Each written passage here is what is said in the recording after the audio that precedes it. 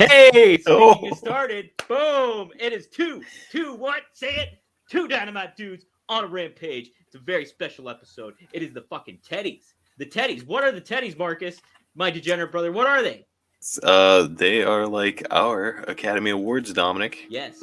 I wish I could mirror your excitement. My child is asleep, but inside Dominic. Wake your child up. I should bring her into this. It's the Teddies. It's the Get an fucking opinion. Teddies. No, man. It's this is it, folks. End of the year awards.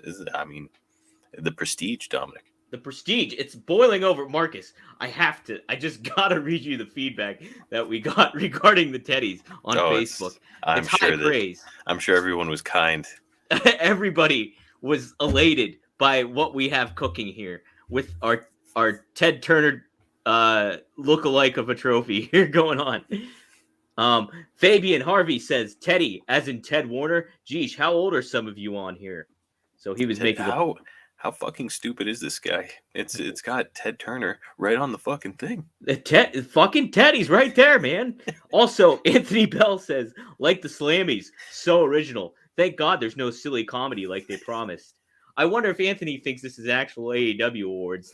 I think he does. We also have Johnny DeBella. I was like, when did we promise no comedy? I know. I was like, this is basically, we're a bunch of clowns anyways. A couple of buffoons hanging in. Nesha, what's up? We missed you too. Good to be back. Yeah, happy to be back. I was away in Las Vegas, as you can tell by my hat.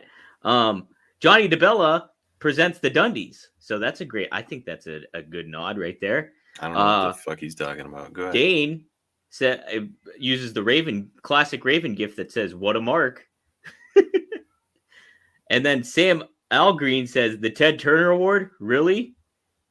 Do people think that this is for AEW? I don't know. I have no idea.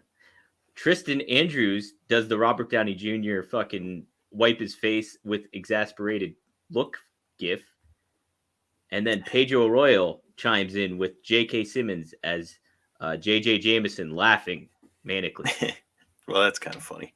So good feedback. Real positive. All right. Yeah, people are excited. I'm excited. People are excited. Marcus, I'm fucking jazzed right now. You can't tell because I'm keeping my voice low, but I'm fucking flipping out right now on the inside. I am flipping out. Losing it. I'm fucking losing it. Marcus, how excited are you for Christmas, by the way? Boy, Dom, what a year of Christmas. Year of Christmas. I can't wait to get all the gifts that you got me. I'm so excited. You're not getting shit. So excited. I'll tell you what you will get is a swift kick right in the balls if we don't get this thing moving. All right, well, let's get to kicking. First off, Marcus, Dom Nesha wants to know if you got married while you were in Vegas. That is my personal private. So Elvis, yes, between me, Elvis, and the bride, please. So no, nobody would willingly tie themselves to him. Go ahead, Dom. Okay. Well, Marcus, I have to get your thoughts. I have not watched it yet, and I feel like a big... Hold on, Dominic. Shut the fuck up. Steven Chambers, what's up? All right, keep going, Dom. So I have not watched the Hook debut yet. Have you watched Hook? I have not gotten to. I haven't watched it. I've seen like clips of it, and I'm like, all right, kid can move. Like, I know. I'm excited. And the amount of buzz he's been getting, I'm very excited. Now, I wanted to mention that at the start of the show because we have. See, I knew you were cheating on me. Listen, Nesha, I cheat on everybody on social media. You can't trust me on social media. I'm like Stone Cold, DTA. Don't trust anybody. Nobody on social media. Can't do it. Nope. We trust you guys, though. Yeah, Nate I trust Johnson. You guys. Nate Johnson, what's up, man? It was WCW rewritten, and I got now a full-time job with adfreeshows.com. Hey, yeah. And, Marcus, self-promotion. I got a full-time job with them, so that fucking podcast is on the old back burner. It's just on the back burner. It's back burner. Probably eternally. Probably for the rest of Marcus, forever, though. Please do not say that. It was a very fun show, and you're a real fuckface if you disregard that to the wayside. Mm-hmm. All right? I'm sure the folks at Ad Free Shows might love a little rewritten WCW.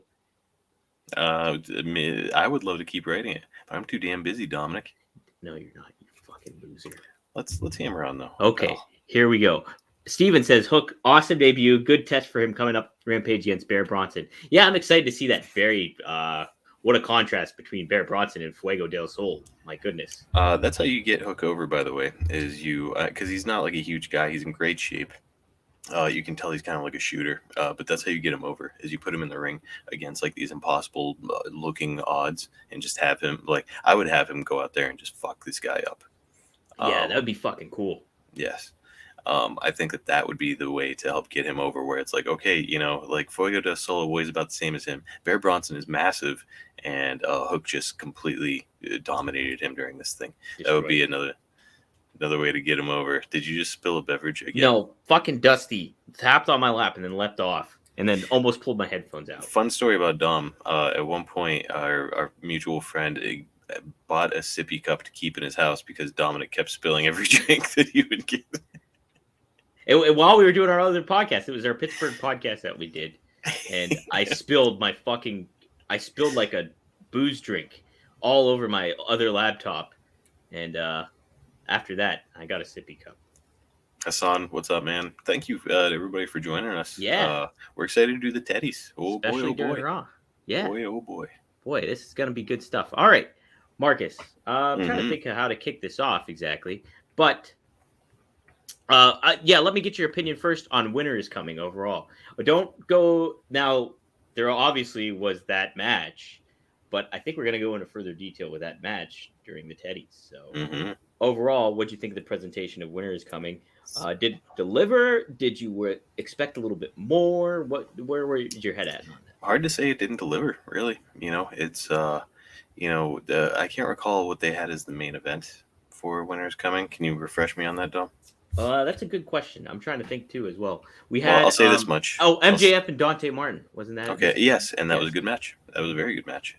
So I mean, between that, Serena Deeb, who's always incredible, and that opener, holy shit, what an event.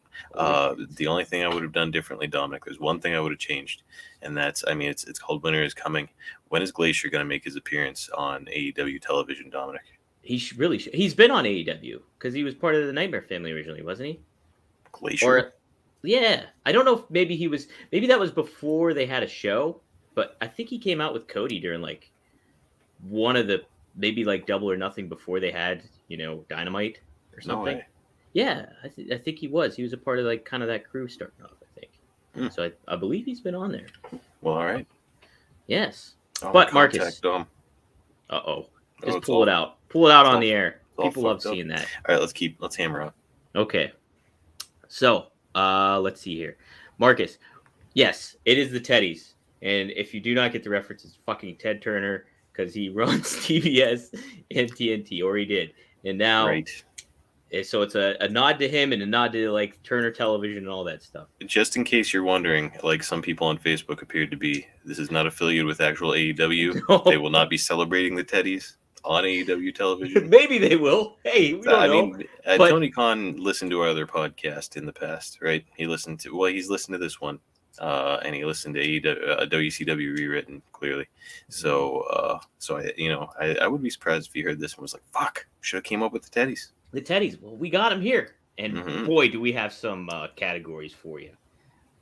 Let's start it off. So this is how we did it. I will say. So some of the categories, I think only 2 categories, maybe 3, have 6 nominees, while the rest of them only have 4. What Marcus and I did is we did almost like a serpentine draft in a way where it was like we each pick nominees. So we picked 2 nominees for each category, 3 if it was 6 in the category. And so like Marcus would start off, I would name a category, Marcus would start off, then I would get the first 2 picks of the nominees. Now, we did kind of collaborate a little bit before off air to maybe make an adjustment here. But overall, it's our opinions and like who we think fit this category best. So there are some snubs, and you will see. You might be like, hey, why the heck is this gal or guy not nominated, or this match or this moment not nominated? Feel free to give your input. I encourage you all to disagree. Yes. I want to be refuted. Marcus definitely added some wild cards in there that raised my eyes. Did I say anybody? You don't have to say who in particular, but did I say anybody that kind of surprised you? With the category? I feel like yes, but I don't know. I was right in the middle of doing some shit when you were texting me this. Okay, so yes. You're not that busy. I'm so busy. Yeah, you're just playing Madden. All right. So, but yes, what we will do is we'll start off with this category in particular. And let's get your guys' feedback too. Let's see real quick. Okay. Brian Page was awesome, Nesha says. They need another match. Oh, they're going to get one. Rematch. Steven says do it at Battle for the Belts. I agree with that as well. Okay. Yes, we're always doing this during WWE, Nesha. You know us. That's how we roll. All right. Hey, Dusty. Hey, get. Okay. And we're going to start with the Rookie of the Year. AEW Rookie of the Year, Marcus. And the nominees are for Rookie of the Year. I got to find them here on my list that I made. Okay, you ready, Marcus? Tell me, Dominic. So I chose Ty Conte and Dante Martin. Obviously, have we confirmed that it is pronounced Ty Conte or Tay Conti? It's Ty. Ty Conte. Okay, hammer. So I chose the Dante Martin. Obviously, like the year he's had, like especially at the end of this, with his brother being out and him going on a singles run and just like popping the crowds like crazy, like every city he goes into. And he's only like what 19, 20. So it's just like boom. How can you not? And then Ty Conte, she just being released, not being used by WWE, and them not seeing potential in her by letting her go and as a free agent. And then what she's been able to do. I mean, Marcus, you've heard me week in and week out praise how unique she is in the ring, the presence that she has, and all that stuff. So, I mean, those two were the obvious choices. I had first pick in this category. So those were my first two choices. Marcus, you chose Daniel Garcia and Brock Anderson. Do you want to give a little bit of context and reasoning behind those? Yeah, I mean, Daniel Garcia, he's come out and he's had to face some pretty huge names in the business. So it's like, this kid is going from the indies to now he's on a national stage and he's climbing in the ring with some of the biggest names in professional wrestling. And he's doing fine. He's holding his own. He's doing a great job. So, I mean, the fact that these people want to work with him in the first place, which as well as I do, they've probably got some element of choice there. The fact they want to work with him in the first place is a compliment. The fact that he can hang is even more of an indicator to me that he's got it. As far as the other choice is concerned, Brock Anderson. Brock Anderson is what I was about to say. As far as Brock is concerned, he comes out and he doesn't have this incredible physique.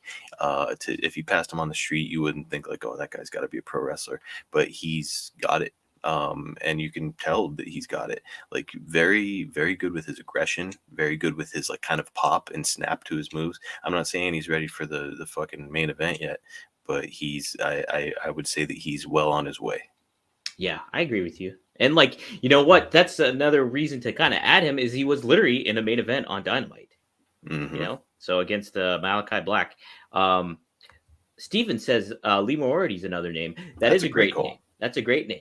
I would say he just started, so maybe all these other talents here had a little bit more leeway. I mean, hey, Lee Moriarty, I think, is going to be in several categories next year. That's, Pittsburgh's very own. So how can you not go with that? Yeah, I thought this was one of the funnest categories trying to decide. And I think these are some viable nominees, Marcus. If you guys have any other suggestions, throw them on in the comments section. The next category, Marcus, that we're going to announce is the promo of the year. So let me see who had. I can tell when I look by who started this one. You did. So Marcus, you chose some great ones. Obviously, very extremely worthy ones. You chose Eddie Kingston and CM Punk. I want to give. Obviously, we probably know the reasoning, but maybe you can just add a little bit of color to it. Didn't I choose MJF and CM Punk? No. You chose Eddie Kingston. For promo of the year? Uh-huh. I feel like that's incorrect. It is not incorrect. I just checked the text messages. That's how I wrote all these down. So you chose Eddie Kingston Okay. Yeah, we're talking about the actual like promo Promo, not ability. moment. Oh, you're thinking of Okay, that's a yes. later on category. Okay. Well, yeah, I mean, like you look at CM Punk's work, and I mean, the dude wasn't in wrestling since 2014, and he just comes strutting ass back in, and he gives like the best damn promo ever. Has the audience in the palm of his hands, and basically does every single time that he speaks. As far as Eddie Kingston is concerned, I mean, you want to talk about realism. He would have fit in well in like JCP back in the day, where it's like this gritty, like I'm gonna beat you up in the parking lot kind of a mentality. He just has it. So pretty incredible promos, and obviously MJF is another easy layup as far as a great promo. But I mean, for me, those two they just head and shoulders above everybody else. Dominic, I've got to do something. I'll be right back. Go ahead and do your thing. Wow. Okay. Wow. Just walking out on my nominees here. Fine. Very, very good, Marcus. I did choose MJF, and I chose Brit Baker. MJF, I think we talk about it every week here. I really enjoy how he walks that line, that edge of being like, hey, you're teetering on some controversial stuff.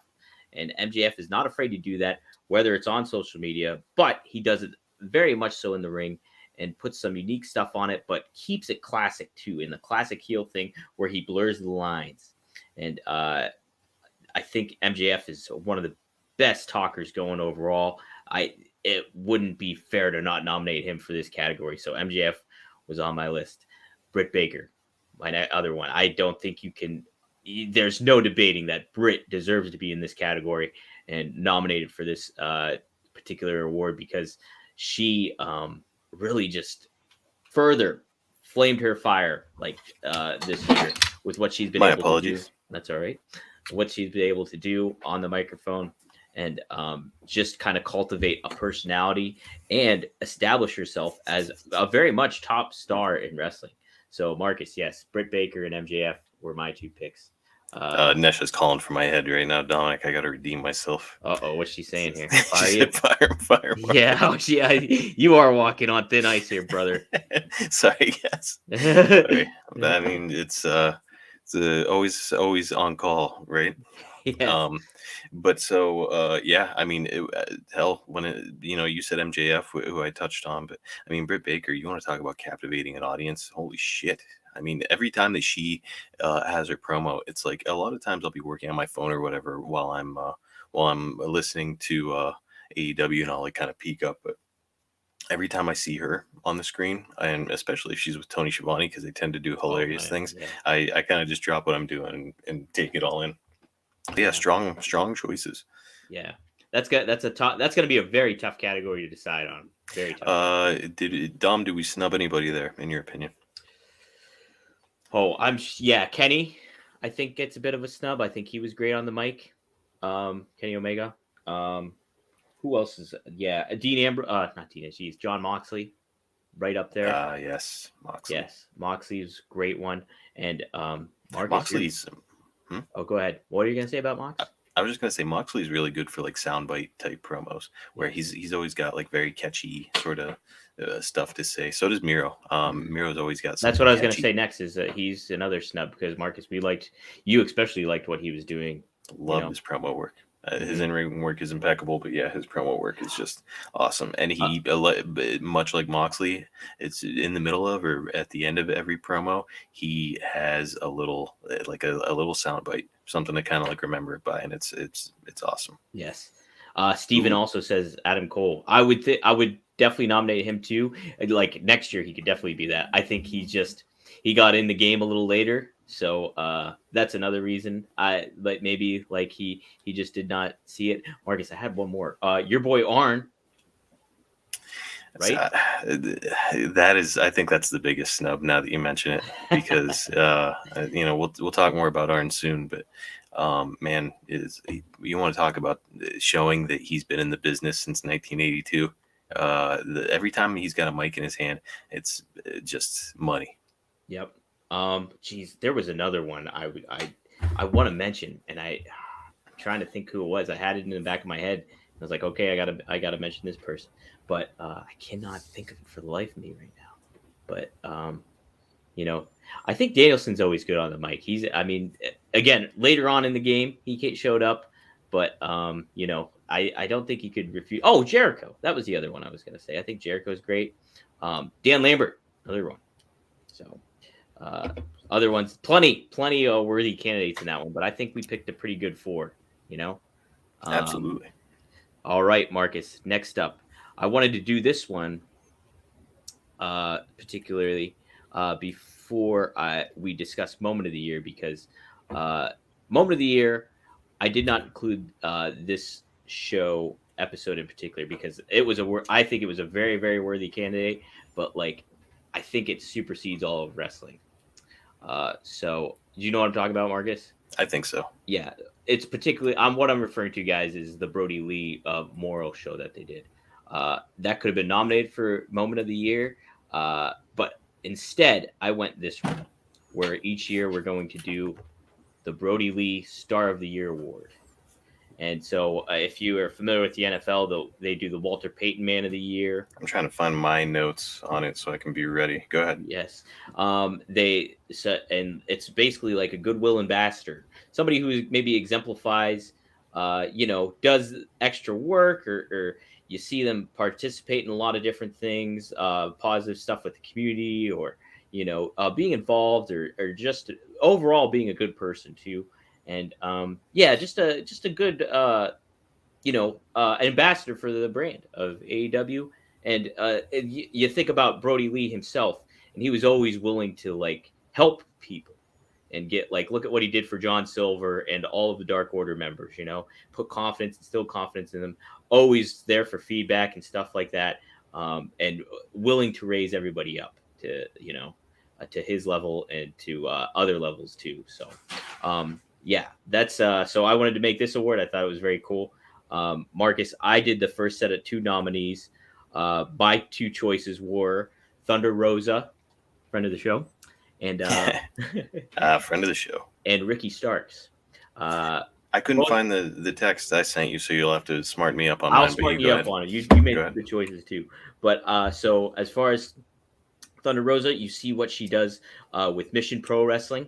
And she they do a lot of work with Salvation Army. They're doing a show coming up with that, but she is somebody that everybody always talks about, how great of a kind person, and really, and she was a social worker too beforehand. So it's you factor all that in. I think she really epitomizes somebody that's what Brodie Lee exemplified with himself as well. And Ricky Starks, I wanted to choose as well because he does a lot of stuff too as well. Just overall a very thoughtful and kind person. And then he, in addition to that, I remember and it was frustrating for him too. He would put stuff on, he would try to auction off his gear on eBay for charity causes, and then people would bid on it and win it, and then they wouldn't pay for it. And he was stuff with it that's very frustrating, I'm sure, to have go through. But Ricky was another guy I wanted to give the nod to in this category. Marcus, so your 2 nominees, and I thought they were good ones as well, were Cody Rhodes and Jade Cargill. Marcus, you want to give some talk about that? Absolutely. When it comes to Cody Rhodes, it's I don't know about everybody else anymore. I guess probably a lot of people now think, Daniel Bryan or CM Punk when they think AEW, but I think Cody Rhodes, and I'm always going to think Cody Rhodes. You and I were there for Double or Nothing. We were there when he smashed the throne, so it was just this, it was such a cool moment for fans. And Cody's thing is he's always this isn't just a moment for me. This is a moment that I'm sharing with everybody out here in the audience, everybody at home that's watching, much like his dad with the put your hand on the screen, sort of a thing. He's got that vibe all the time where it's hey, this is not just about me, this is about everybody. So I love that about Cody Rhodes. When it comes to Jade Cargill, competitor, uber competitor, and one of these people who's just so driven.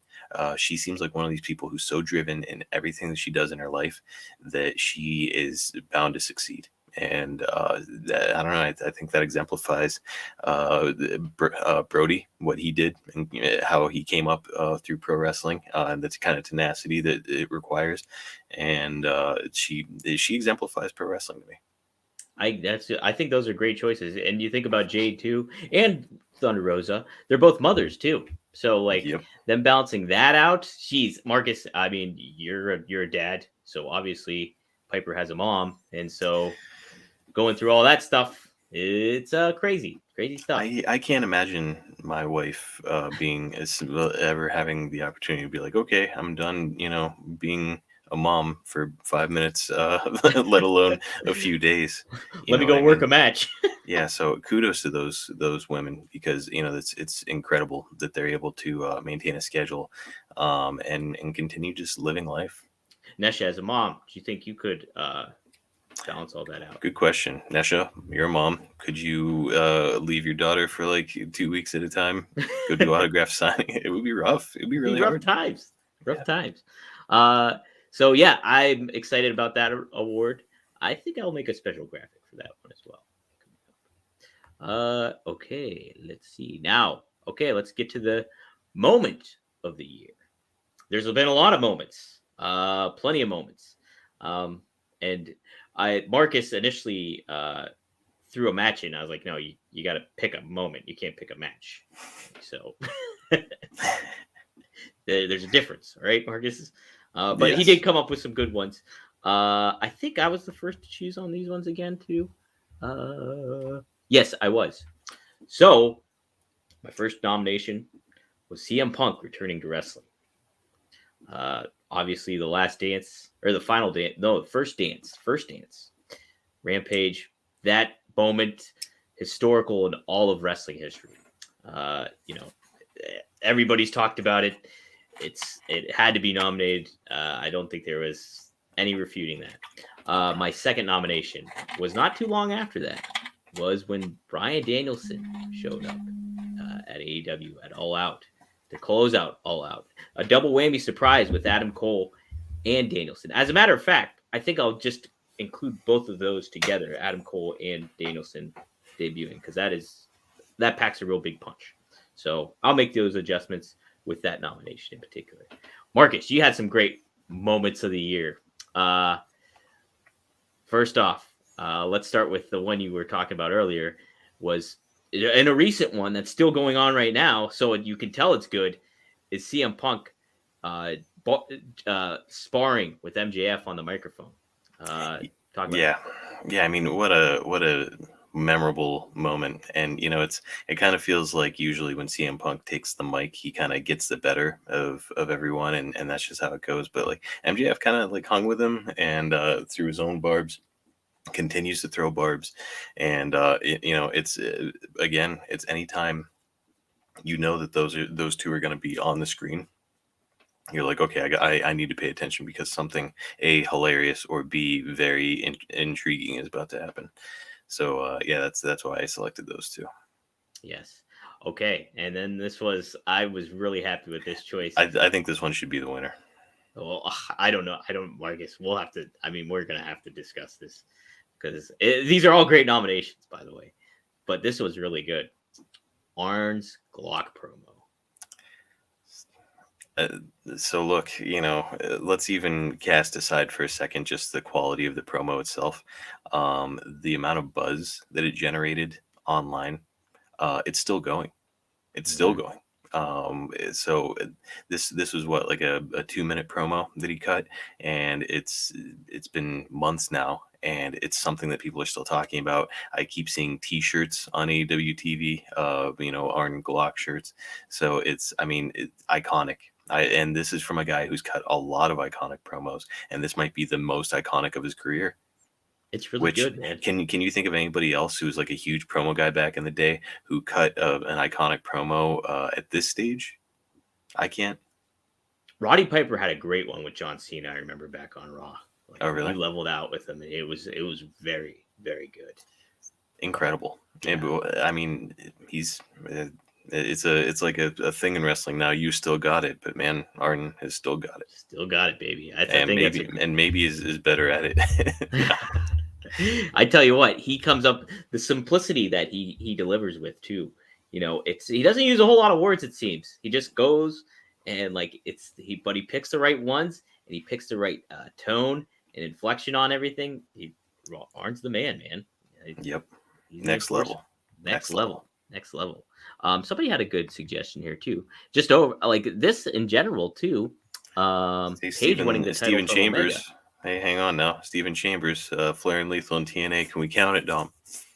I think that's a little dated. Not quite.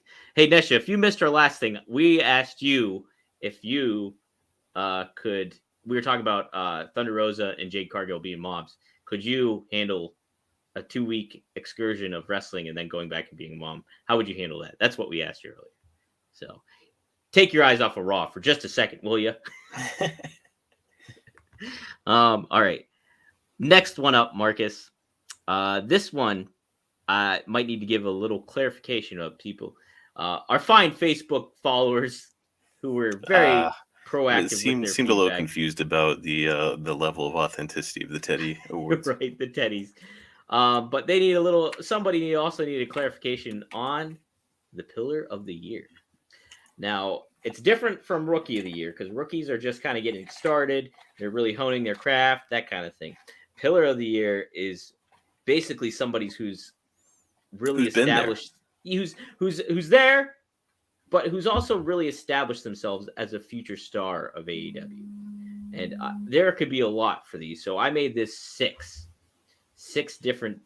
This one has 6 people nominees because I mean, you think about it, there are what they call the 4 pillars of AEW in MJF, Sammy Guevara, Jungle Boy, and Darby Allen.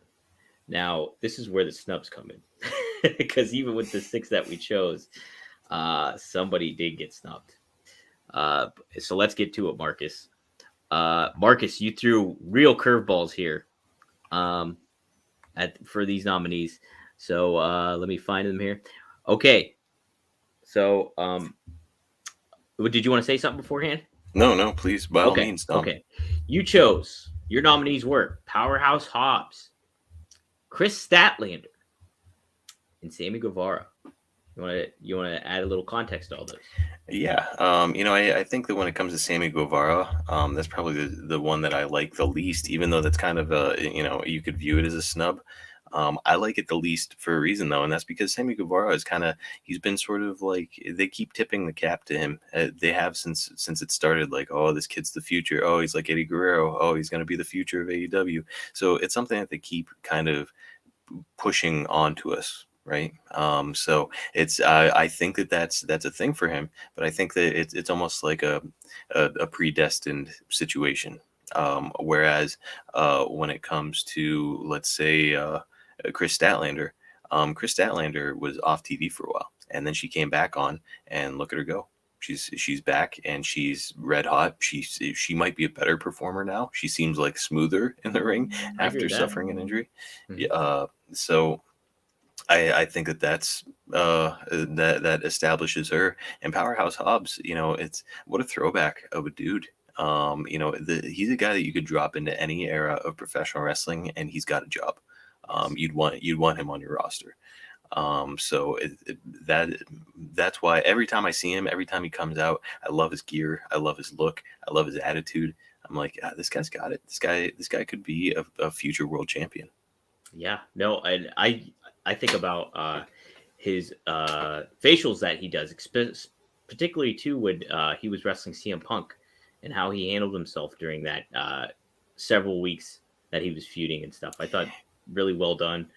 Just showed what he's potential of. Jeff Jarrett has said on the My World podcast that one of the things that Jerry Lawler taught him was that you don't play to the front row, you play to the people way up in the nosebleeds. That way, everybody in the crowd gets to be the full blown experience. And Powerhouse Hobbs does that with his facial expressions and his over the top reactions. So yeah, I love Powerhouse Hobbs. He gets it. He does get it. And my 3 nominees, I think, really get it as well. So I even texted Marcus when he sent me like his nominees. I was like, man, you put me in a rough spot, because I thought he was going to pick like at least three that I was going to pick, and he didn't. So, well, yeah, he didn't. So my nominees, this was tough. I picked MJF, I picked Darby Allen, and I picked Orange Cassidy. I feel I had to put Orange Cassidy in this category because I talk about him so much on here.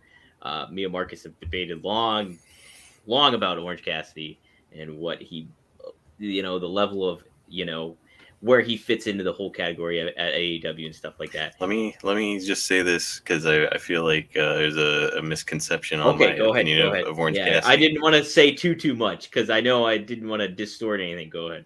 I like Orange Cassidy. I do. I really do. And I see the value in him, but I also see where this is not a wrestling territory now. He's on national television every week, and as I've said, this gimmick has got to evolve. It's got to change. And I don't mean, we come up with another gimmick match where we're throwing people into hot tubs full of orange juice or whatever. I think the gimmick needs to evolve, and he's got to keep changing with it because, yes, a lot of the live crowds are going to get excited when he does his shtick because a lot of them come out there and they're like, "Oh, I want Orange Cassidy to put his hands in his pockets or whatever it happens to be." But then there's those people who are exclusive television audience members, and they're like, "This motherfucker's doing this again. It was funny, now it's not funny." Mark, but you have a litmus, a sort of what am I looking for? Proof of that exactly. That's been a turnoff for. Anything you think of, put on the program, with maybe some big exceptions, there's gonna turn somebody off. But well, of course, mm-hmm. But I like in the Orange Cassidy thing, and I think I've said this on here before. Imagine a comedian. And you watch his comedy, let's say you're watching SNL and they just do the same skit once a week. After a while, you'd be like, what the fuck are they doing? People go to shows and comedians do last because people respect and enjoy their shtick.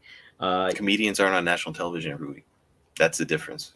Well, comedians are like territory wrestlers. The argument also can be made that the amount of airtime that Orange maybe gets from week to week, it's different. It's not always the same. Things like that so it's like he's not oversaturated. And my argument, I get what you're saying, and my argument always push back against you is I make the argument that he is developing and changing, he's staying true to that character, that persona, but when he needs to be fired up, he gets fired up. So there's that pro wrestling connection, and I think he. The ironic thing about Orange Cassidy is he lives the gimmick that many people don't do today. So, I will say he was in character when I met him. Yes, he was in character when I tried interviewing him too. He would, it's just he would give we did the Scrum interviews, and he would give barely any answer. It was the most awkward Scrum interview you've ever done, ever seen in your life. But it's who he is. So it's that's great. So yes, I really, really and you talk about the work that he's done this whole year. He's wrestled Jericho. He's wrestled for the world title. He's wrestled in name matches, and been in feuds. And I think there's a lot. It wrestled Miro, just a lot of different big name talent that he's developed and he's changed and he's shown where he can connect from a pro wrestling standpoint and a mainstream standpoint. Because I'm going to make the argument too, Marcus, that somebody's going to tune into Orange Cassidy and be a casual fan, somebody that's just flipping through the channels and be like, what the hell is up with this guy? And it's going to be intriguing to them, and I'm sure it has. Even our casual outsider friends kind of dig Orange Cassidy. I've I one in particular I'm thinking of. So he was one of my top choices for nominee for Pillar of the Year. And agree to disagree. All right. As far as Darby and MJF, I think they're pretty obvious why choices. Darby's clearly been put through the moon, and he's really conveyed with the TNT title run that he's done over the year, plus being with Sting. It's just he really exemplifies Pillar of the Year. MJF's another one, just been in top feuds with Jericho. Now he's with Punk. To me, yeah, I feel like you picked the low hanging fruit, Dom. I climbed this tree. What's wrong with that though? I climbed the tree and I found the fruit. You found the fruit, but look at who's not on this list. Brit Baker, Jungle Boy. Like, again, to your point, you're saying low hanging fruit, but I don't think that really matters because, like, we talk about. I think Jungle Boy is the biggest snub on this list thus far. I was pretty bummed when we were like, oh man, like he's somebody that should have been on there, no doubt about it. Yeah. Let's see what some folks are saying. Miro is missing. Miro, I think is established. Yes, that's the word I was looking for. Established. So to me, putting Miro on the list would be about the same as putting Sting on the list, right? Where it's like, okay, we all know where he's from, we all know what he's done, we've all got history on him. So no, he's established himself. Yes. Nesha says, I love Orange Cassidy, so does my daughter. So there you go. What's not to love about him as a wrestler so far? I'm just saying. You're saying the shelf life. I'm saying it's there. It's fine. Marcus, you look at comedians too. Like, I'm going back to that point. Jerry Seinfeld, how much has his shtick probably changed? Probably very little. People go to see Jeff Foxworthy. Like, the jokes change. The jokes change. Jokes change. Well, so do these. You could put Orange in different situations that still keeps to who he is, but the context and the situations change.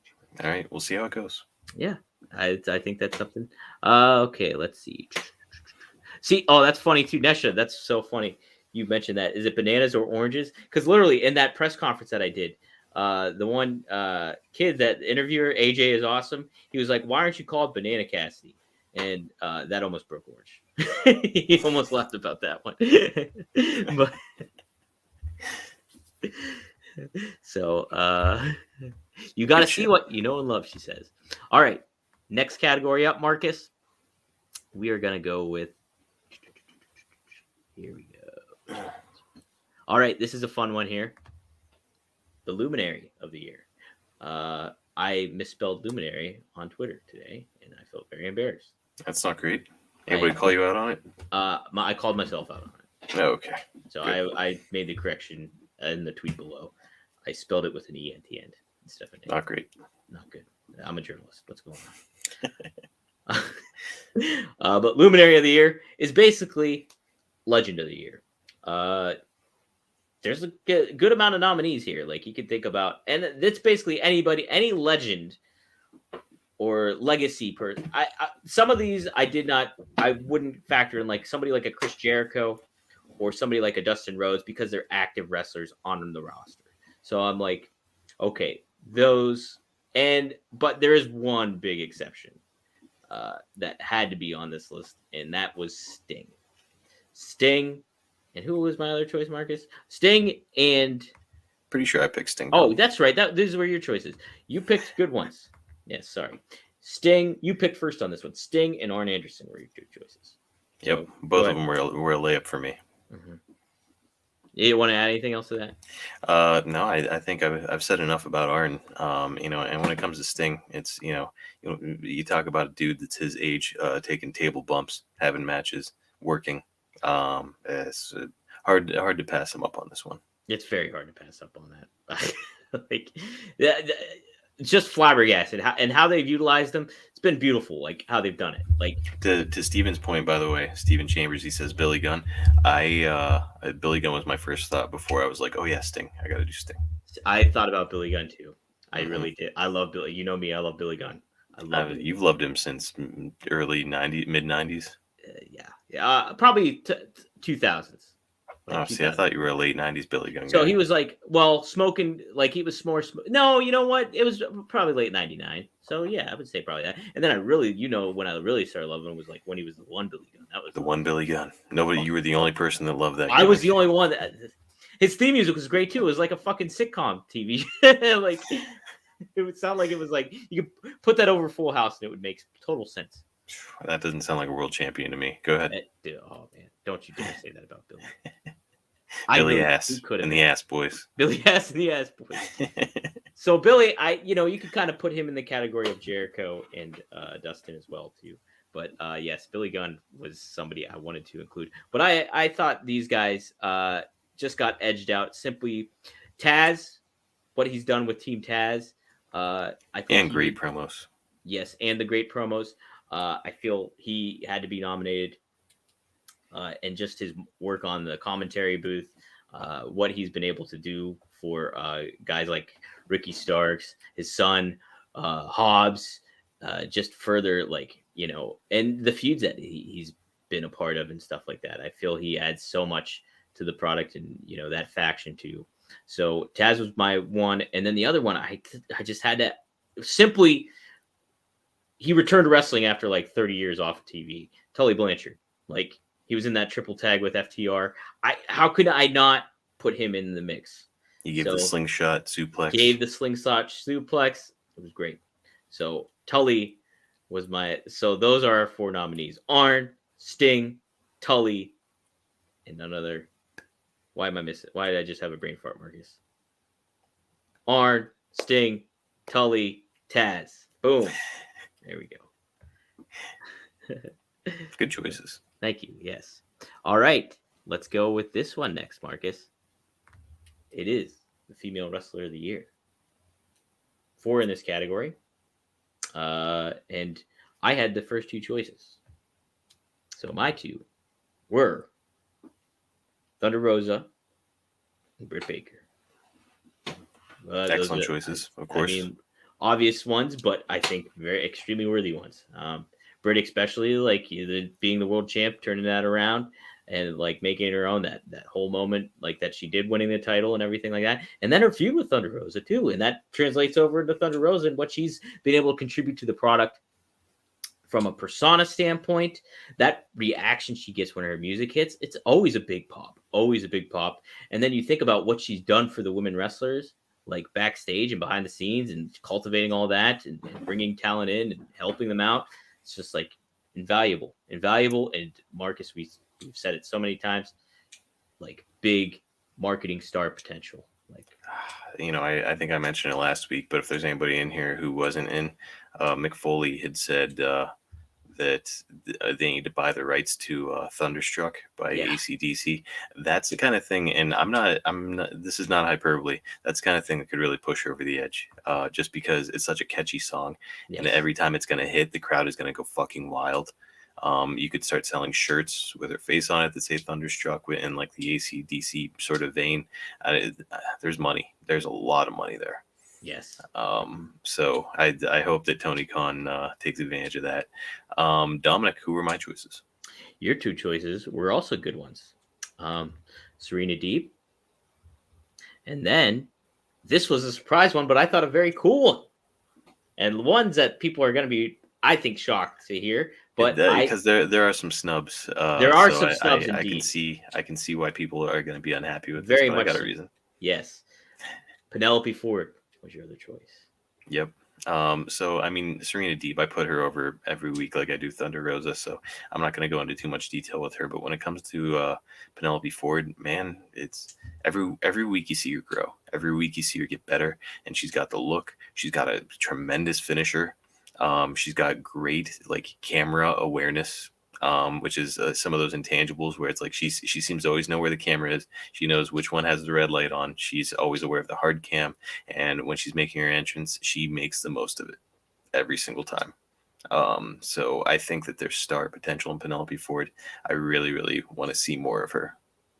Yeah, I think it's Marcus. It was a shocking nomination, but I was like you even said in the text, I was like, that's cool. Like, that's a cool nomination. Oh, she's awesome. She's got it, and I can definitely see her being like she'd be perfect in a feud with somebody like Thunder Rosa, even Brit Baker. I star potential. I'd love to see her work on the mic a little bit more too. Yeah, we don't get much of it. No. Also, Serena Deeb. I mean, geez, like she's been compared to Bret Hart, Dean Malenko. And then, like, just what she's able to do, on her own, it's like, yeah, I mean, like, and as the NWA Women's Champion, too, for that time being, I mean, it really set a tone and helped establish, the women's division in AEW, I think. Unbelievable performer, unbelievable as a heel. I love her as a heel. I think that she works it perfectly. Unbelievable technician. Mm-hmm. It's sky's the limit for her. Yes, I agree wholeheartedly. Marcus, some snubs. What do you think? Yes. I mean, Jade Cargill is a glaring one for me.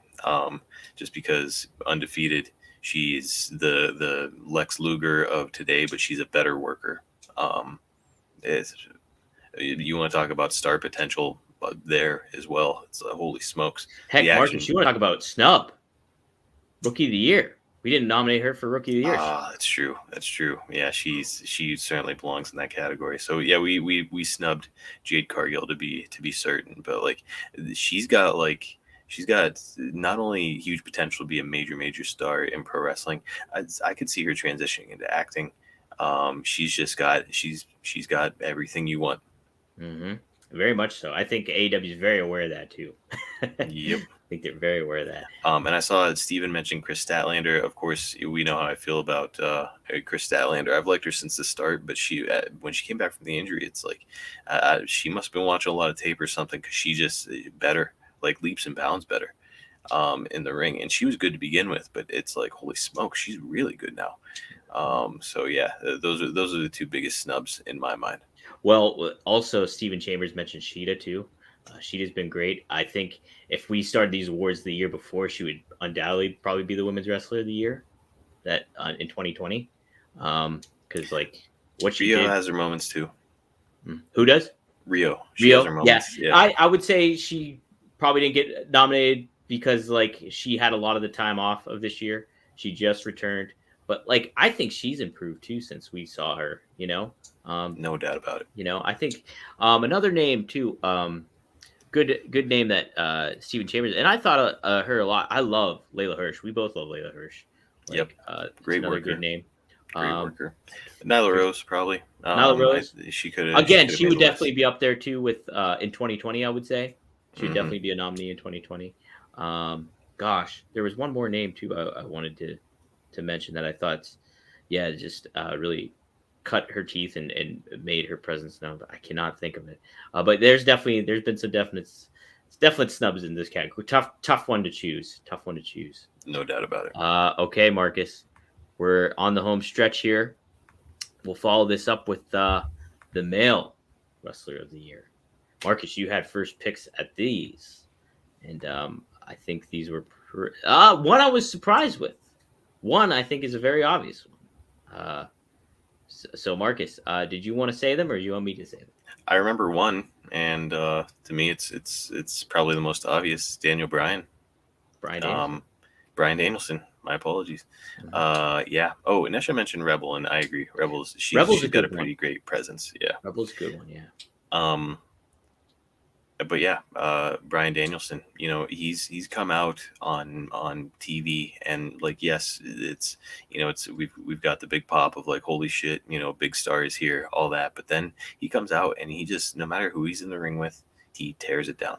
I think that he's a layup for this, which is probably why I can't remember my other nominee. It's a good one. Surprising, but a good one. I think that he's a layup for this because he's head and shoulders the best wrestler in the world. He's the best wrestler in the world. There's nobody who can outdo him at this point, in my mind. And I've said that about Thunder Rosa, that she's the best wrestler pound for pound in the world. I think that her and Daniel Bryan are very close. Mm-hmm. Yeah, I think it's a good, man, if they did a mixed tag team. Ooh, man, could you imagine those two as a tag team? That would be something. Damn, that would be something. He's such a good heel too. I mean, he's a good heel. He's a great baby face. It's really like it's bittersweet because I just wanted to see him go on a longer baby face run, but it looks like they're really gonna be honing him more as a heel moving forward. Yeah, he just fits. Maybe not for too much longer. I think it was Steven that mentioned if they battle at Battle of the Belts, him and Paige, maybe we'll see him go back to being a baby face right after that as a form of respect with one another. Maybe. I'm hoping. But I mean, he's great either way. So it's Marcus, he would have been a surefire nominee of mine. Marcus, your other one was somebody that's gotten kind of snubbed throughout this whole process. But this was the first set of nominees that we did in our text correspondence. So it was kind of like, all right, he's there. So he's got one of the top nominees. This is Miro, Marcus. Where's your other Yes. Well, again, Miro's another one. Every single week I put him over. Every time he gets TV time, I wind up coming on this podcast and talking about how wonderful he is. And I'm not going to stop now. He is unbelievable. This new character of his, perfect for him, perfect for wrestling. I've compared him to Goldberg in the past, but he's a better worker. He's a more thoughtful promo. And he's got every other element that Goldberg has. You know, he's got the big intimidating size. He's got the explosive holy shit moves. Like that like running thrust kick that he does looks like it murders somebody every single time he does it. Right. Yeah. Right. And then like he's taken his camel clutch and he like bends the person into a pretzel where it's like I would tap out before he got me to that point. Like it looks painful to begin with. Heck, and then yeah, it's when like, he just sits down on you and then cranks right, back. and then he rocks it back and like kind of ties you up and it's like holy shit. So yeah, he was an easy one for me to select after Bryan Danielson because like man, just he's a really good worker. He's polished and his promos are hitting a new level. I agree. I thought it was a good, surprising one, but a good one. My two nominees were Kenny Omega. I think he was another obvious one you had to choose for this, and well, I'll get into a little detail here after I mention the other one. Eddie Kingston was my other one, and this was very tough for me. Like Marcus can make note that I mentioned Kenny first, and I was like, I'm having a tough time deciding between two of them, and it took a little bit to make that other decision. But Kenny Omega, obviously, what he did with that title on that run, going to Impact, going to Mexico, and like collecting the belts basically, and just being erratic, wild, like Herb Abrams kind of vibe of a heel, like where he's just like, but he's an ass kicker. He kicks everybody's ass. He beats everybody. He backs it up. Really cultivated a story for AEW to really bite into. And what was the fun little like buzz phrase I came up with for him, where it's like where he's so good it's fucking annoying. Oh yeah, something to that effect. Yeah, and he plays it up perfectly. Where it's like you can tell like he knows that he's nailing it, and he just like rubs your face in it. And yes. That's I gotta admit, Kenny Omega he's up there. He's definitely up there. If Danielson didn't show up in AEW, he like Kenny could be like he is a top contender for this award, obviously. Yeah. Now Eddie, I had to put Eddie in this because I just thought about what he's been able the crowd reaction he's been able to cultivate since turning babyface specifically, but and even before that people were cheering for Eddie, but like people really like Eddie Kingston. We like Eddie Kingston. Friend of the show. And you know what? He's been able to do it from being like a promo, awesome promo, but like that his unique look, the expressions that he gives, like even the ring work that he does is unique and stands out as a brawler, and that like all Japan kind of style of hitting, and everything like that in offense. He's had some great feuds. His tag teaming with Moxley is one of my favorite aspects of this year too. And just I had to put him in there because it's so amazing to see him, like the trajectory his personal life, like his wrestling career has taken since, over the course of 2021 too, and even before in 2020. But like, I think it would have been a disservice not to include him in this, I think. And I feel really bad because Hangman Page is Page, CM Punk. CM Punk's another one you could pick. Yes. But I really feel like, I do feel bad about Hangman because what? Nesha. Eddie Winsmo's shout out awards. Friend of the show, Nesha. Friend of the show. Friend of the show. Okay. Steven says Omega is his choice. Nesha says Mox. Mox is another one. I really snubbed him. Obviously, Wrestler of the Year, he would have been 2020. No doubt about it. Undoubtedly, if we did this award last year, he would have been Wrestler of the Year. Like, right. I don't think there could have been. I'd like to see him keep it in the ring a little bit more, But aside from that, but I mean, you think about the babyface promos that he cut during that time and everything. Yes. Oh man, it was that just brought it up to another level. He was just on fire, and he still was on fire after losing the title too.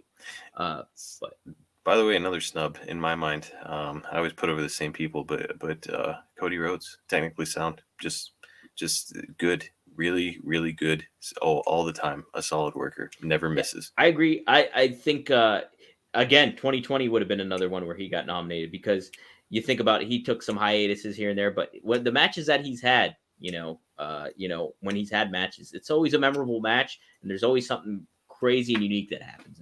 So, yep. And yeah, he's great on the mic, and polarizing, and I don't think that's a bad thing either. Yeah, it's polarizing for a weird reason. Yes. Mm-hmm. I agree.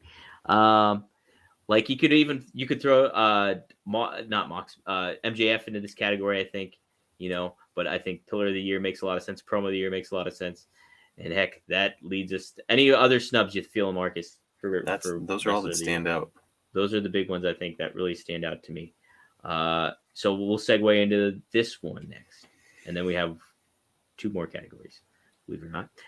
But it is I just lost my train of thought. Match of the Year. Match of the Year is the next one. So let me pull the banner up for that one. But this is another 6 category one. And because there's a lot of matches. And so I how could we not include? Did I not make a freaking banner for this one? What the heck, Dominic? This is like the big one for this. Oh, all right. No. I will make a banner real quick. But yeah, Match of the Year, Marcus. You had some great nominations. You know them offhand, or do you need me to tell you? Yeah, I mean, I know a couple of them. Okay. So one is Danielson Omega, which was just in New York. Yeah, a Grand Slam, just a barn burner of a match, and went to a no contest, and it worked, and it was fine, because at the end you weren't thinking about the no contest finish. I mean, at least I wasn't. I was like, what a fucking match! Holy shit! So that's where my head was, and then. The other one that I've got, I think I've got 3. I do have 3. Yeah, we each did 3. I just remember the third one. The other one I've got just happened. Winter is coming. It's Danielson Page. So I mean, to me, this is why Danielson's up for Male Wrestler of the Year, is because it's 2 of those matches, and I'm not taking anything away from obviously Kenny Omega and Page. They're both incredible workers. They're both incredible workers, but Bryan Danielson is just, I mean, he's the common denominator here for a reason. He's just next level, unbelievable as a worker. Never screws up. Always is in the right spot. He's like a machine. Honestly, him and like Shawn Michaels, as far as like work rate ability, it's close. As far as like who's better. Same thing with Bret Hart. He's up there. And then finally, it's low key one of my favorite matches ever, and that's the Lights Out match between Thunder Rosa and Brit Baker. Right. I'm a huge, as you all know, in case you guys didn't know, I'm a huge Thunder Rosa fan. Really? And she, as much as Brit Baker shined in that match with like the bloody face and like the memorable moments, it's Thunder Rosa. She got herself over huge in that match. Mm-hmm. Yeah, that was Marcus. That was going to be one of mine if you didn't nominate that one. It was a great match. But Steven says he forgot about that match. Yeah, that's a great one. It was earlier in the year, so it's like, and there were so many matches to make note of. I'm like, well, you and I have said like on multiple times on this show, week after week, we've said like that's a match of the year candidate. Match of the year candidate. I can't remember all of them. I know, and I'm racking my brain. I was like, I know I'm probably like missing one, and still at this point, I feel like I'm probably missing one that I haven't thought of. Marcus, one that did not get nominated was one you didn't see, but I think if you saw it, it might have snuck one of the other ones out of there. I don't know though. Danielson versus Miro. Yes. Such a great match. Great story told. Two awesome workers. Miro is low key one of the better workers in the business today. He really is. Really is. Yeah, he's so smart. Knows what he's doing. The psychology and the way he does things and like kind of the reason. Yeah, like it's not like he marks like here's the reason why I'm doing it. He just does it because it makes sense. And if you're paying attention, you're like, that's probably what you would do if you were him in that situation, and he does it. Yeah. So he really thinks, and he's one of those guys. He's always in the right spot. Yeah. Okay. Now, my nominations here. So, like I said, I would have nominated one of the Danielson matches for sure. I also would have definitely nominated Rosa versus Brit Baker. So those were two that you chose. But one I think that had to be in this mix was there's actually two matches at All Out that I picked. First one was Young Bucks and Lucha Brothers in the steel cage. Just crazy, back and forth, wild match. I saw it there in person, and to say it was action packed and great.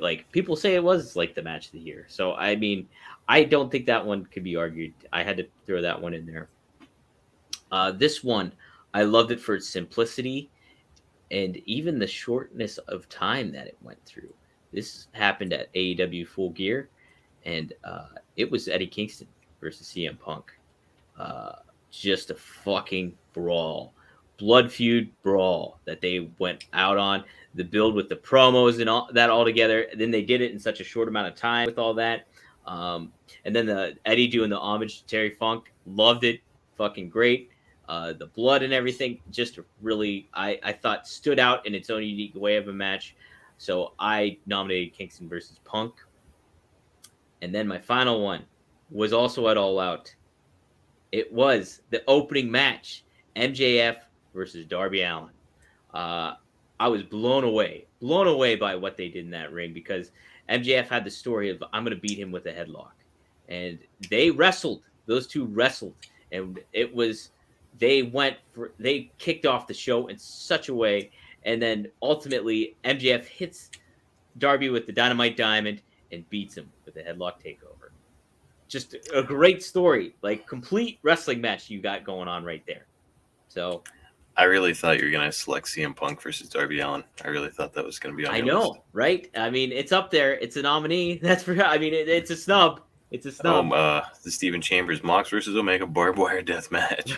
I wanted Jericho versus Nick Gage. That was, the stakes were high. The stakes were high. I mean, Jericho's somebody that's overall hasn't been mentioned, but the value he adds to the product, I mean, I don't think that goes understated. I think he's did a lot of supporting everybody else up this year. I feel, getting everybody else, and that's his job, to do what he's there for right now. So, it might seem like a snub, but it isn't. I think Jericho overall, really, and you think about it, if we did 2019 and even 2020, he would be at least nominated, and I think 2019 he would have won Wrestler of the Year for AEW. So yes, he just adds so much. Nesh has mentioned Jericho. Yeah, I definitely don't want to disparage Jericho, as I think he adds so much to the product, and I think he offers intangibles. It's he's not the same worker as he would be at his age, obviously. But I think that he offers some intangibles that you can't replace. Absolutely. And who knows? He could. I think next year, even 2022, might be a bit of another renaissance for him. And Jericho's, along with Terry Funk, is the king of wrestling renaissances. So, I'm looking forward to seeing what goes next with him. Now, did I mention all my matches, or am I missing one? I mentioned them all, didn't I? Darby, MJF. Yes. So those are my three nominations. So yeah, we have them all there. Two more categories. Marcus, Tag Team of the Year. I was first choice in this. Yeah, so you stole mine. So I definitely stole his. FTR. And then the Young Bucks were my two choices. I think both very obvious reasons. Young Bucks started off the year as the tag team champs and went on a very good heelish run, and really build up their elite faction with Kenny and everything like that. Them all being champions at that time and everything. So I mean, and the Bucks, people say they, maybe, and I get to that point too, where it's you watch Young Bucks match, you see a Young Bucks match, but there's a lot of moments too where they definitely show you that they're capable of having other types of matches.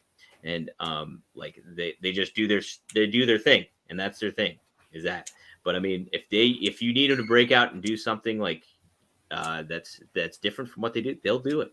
So you go ahead, Marcus. You got something to say? Yeah, FTR is the best tag team on the face of the planet right now. So when you selected those, I was like, well, who else is left?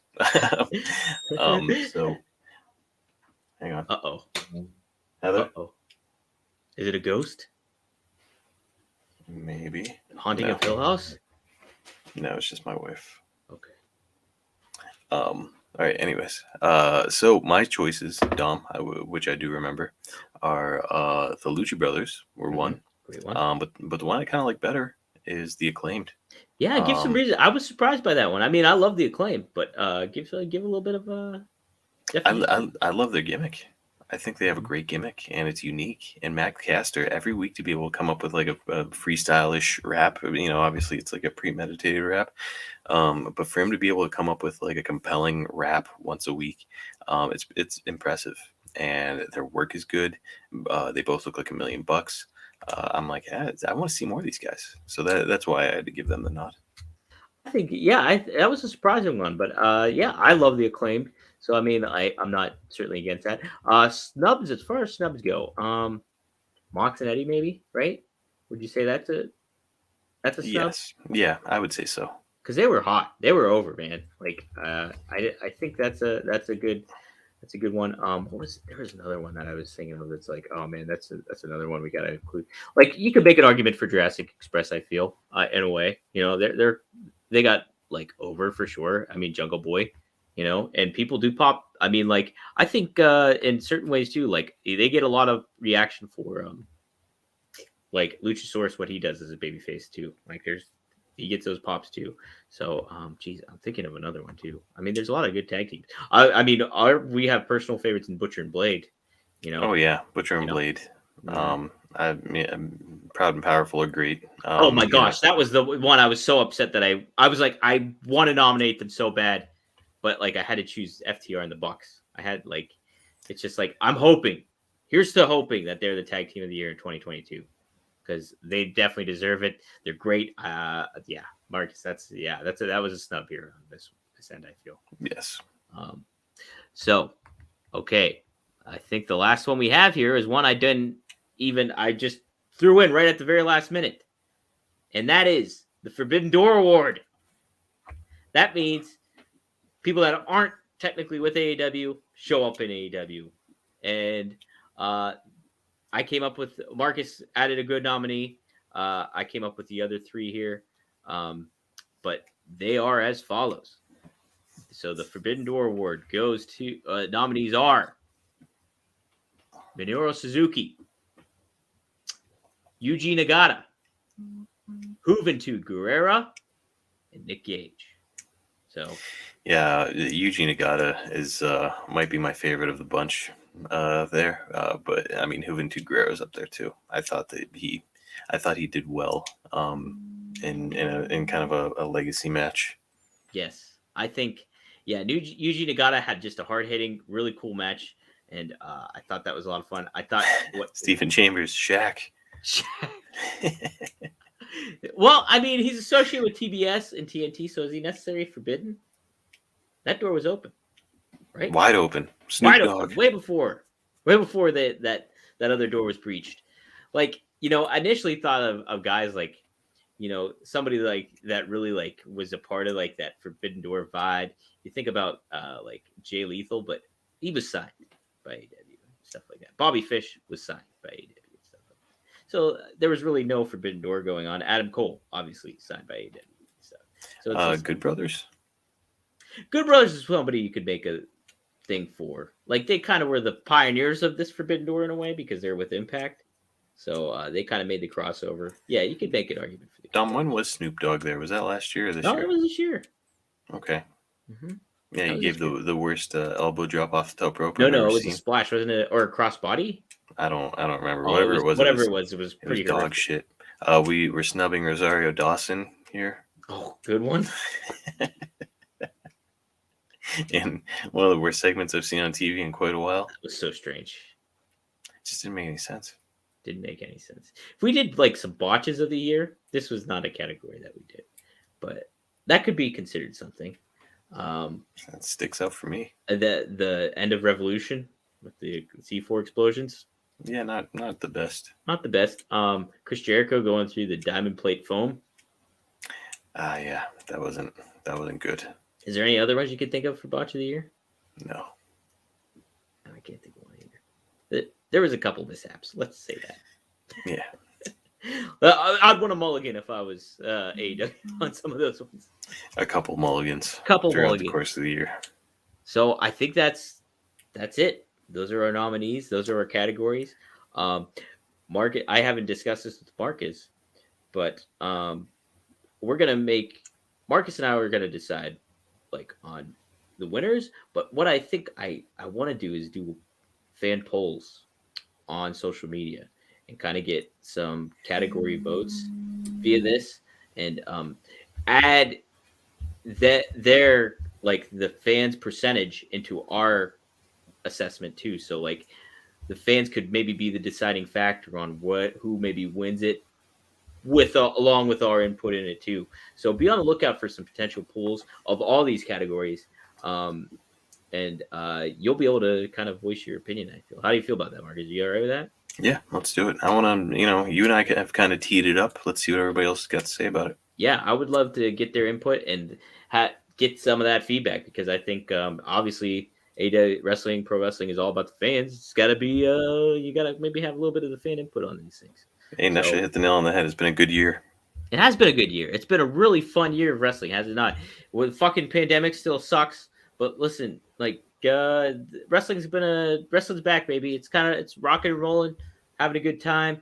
There's a lot of unknowns, and I think that's very fun in pro wrestling, is it not? So, we're back, baby. We're back, baby, and we're back.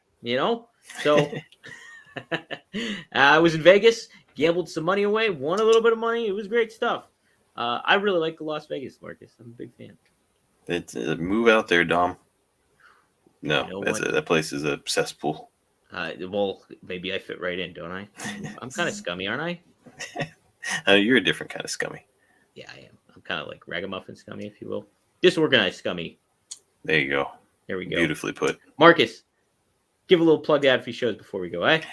Yes. It's, full-time job now, ladies and gents.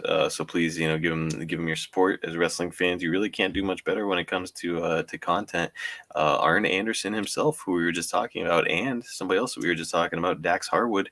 We're just on a bonus episode tonight, 7 p.m. Eastern time, where fans got to interact with them, ask some questions, and they did like a live watch along with top guys of the 1986 match, Tully Blanchard and Arn Anderson, or rather Ole Anderson and Arn Anderson versus the Rock and Roll Express at Starrcade 86 in the cage. And they took questions, broke it down, and that's just like one example of some of the stops that they pull out over at adfreeshows.com. Definitely go check it out. If you can afford to be a top guy, be a top guy, because the benefits are incredible. And then guess what? Once a year, you get to go to Top Guy Weekend, have exclusive access to, some of your favorite wrestlers, and I will be there, and you can hang out with me and be like, "Hey, Marcus, thanks for telling me to join, Marcus, and I'll give you an autograph. I'll take a picture with you." Oh man, you want to be seen with him? Half the time. Listen, there's a reason we do these things on Zoom, guys. All right? Yeah, literally nobody would ever want my autograph or photo. Marcus, I got a photo. People wanted photos with me. Can you believe that? I do not. But yeah, it's an unbelievable experience. If you're a wrestling fan, level up your fandom. Join Ad-Free Shows. By the way, there is a free trial going on right now. That's right. At adfreeshows.com. Isn't it the Slapnut trial? Is that what it's called? No. Well, I think you're at Slapnut level, if I recall correctly. But it's at adfreetrial.com. Ad-free trial, TRIAL.com. You get a 10-day free trial of adfreeshows.com. You can sample what they're all about, because it is something else. Tell them fuckface Marcus sent you. You don't stand to lose anything. Just go do a free trial, see what you think, and cancel it if you're displeased, and that's that. But then we go on with the business of living. Go on with the business of living. But tomorrow marks 10 days left in the year. Close out the year with Ad-Free Shows. Wow, how about that? Wow. Did you do the math today, or what's no, actually, Evan told me that. But yeah, that's it, guys. Go check it out. Dominic, you have any bullshit you would like to plug for? Bullshit? for you. What's your trash? You know what? If you saw it, we had the first episode of the Hot Tag, my Around the Horn show. We are recording episode 2 tomorrow, and we'll have some familiar faces that were on episode 1, but a couple new ones too. So be on the lookout for that. As far as interviews go, geez, I should really look these up before I do the show. But we got some good interviews. We got some good interviews up there. Like recently, I interviewed Jonathan Gresham and Baron Black to hype Terminus, which is really shaping up. They got quite the card going there. They announced some matches today. Look at that one. And yeah, just go on WrestleZone.com. Check out all that stuff kicking. Also, MLW Fusion Fight Report will be continuing as well. So I was away at Vegas. They just had a show. I think they're taking a week off. So I will record a new episode here upcoming. So be on the lookout for a new episode of that. And yeah, I'm very excited about the Hot Tag. I think it's a lot of fun.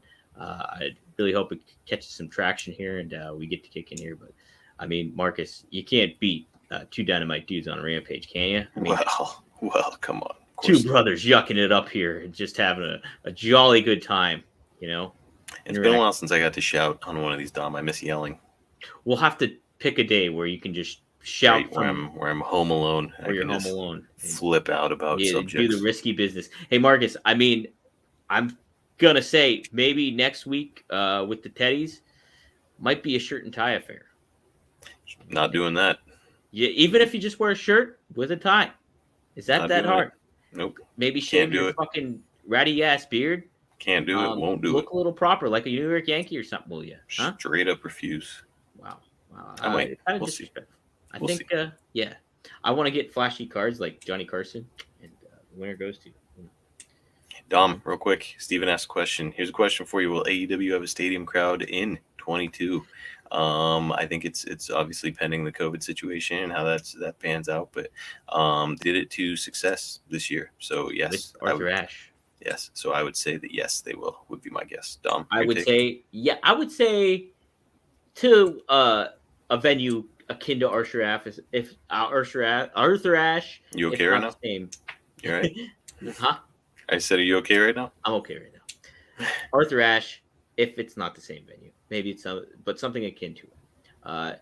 Maybe not. They're not going to go to like Jerry's World, like WWE's doing or anything like that. But I'm not ruling that out. To have a bigger venue than what they play host to. You never know. You never know.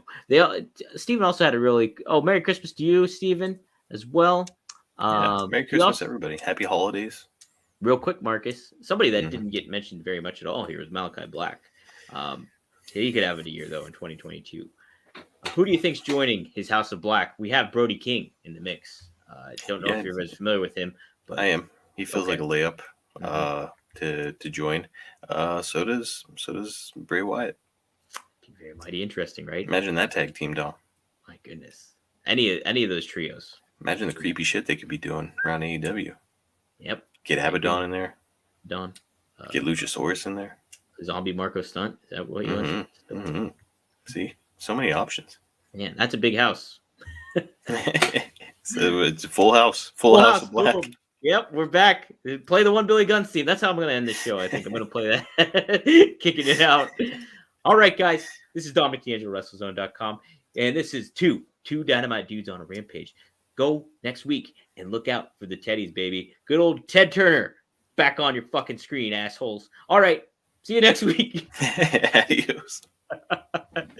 Bye, guys.